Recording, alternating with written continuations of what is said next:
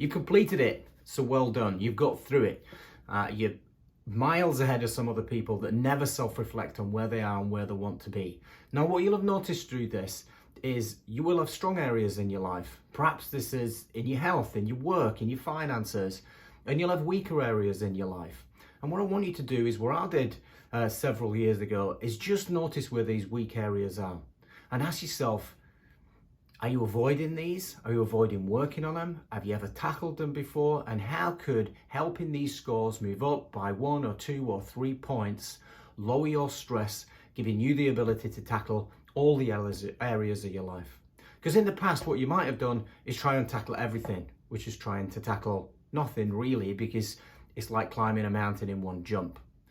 So all this does is pick the areas, pick the painful areas, and it is hard to do, and then you're going to work out the following, which I'll try and draw in a simple stickman diagram.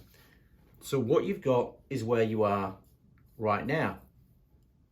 You're here, and hopefully this has cemented the truth for you about what is a problem.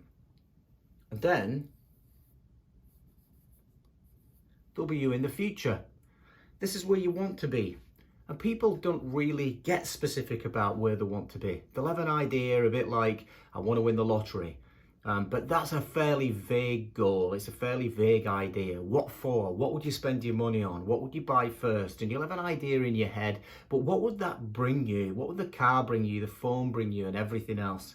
Would it affect your relationships? Would it affect your work? Would it affect other areas of your life? And it's an easy one to think about that's quite vague.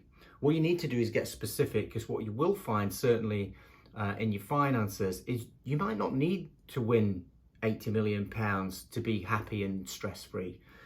It might be much lower than that, and it might be something that you can tackle. So we're going to stop buying a lottery ticket and start working on a more effective goal to get us here. So, and then what gets in the way is all the obstructions or the stop sign. So the last bit is just working out the how. So a lot of people work out the how before they even think about where they are or where they've got to go.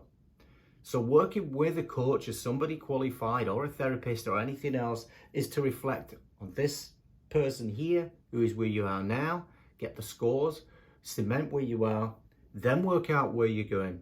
And then it's about figuring out what obstructions that you've got in your life and then working out a way to get there. I hope the silly stick diagram helped. But the main one is you've completed the quiz. So well done you. You've reflected on where you are. The next big step is taking action. So what action are you going to take? What I'd like you to do is just jump on a call with me just for 20 minutes so we can talk about what you put down in this survey. You can reflect on your feelings, and then perhaps we could come up with a solution that will get you moving forward, not just in your relationships, but everywhere in your life. It'd be great to hear from you. So you'll see a button, hopefully, if I'm good enough to put it on there, which says book a call. So book a call, pick a time that works for you, and let's have a 20-minute chat. I'll see you there. Thank you.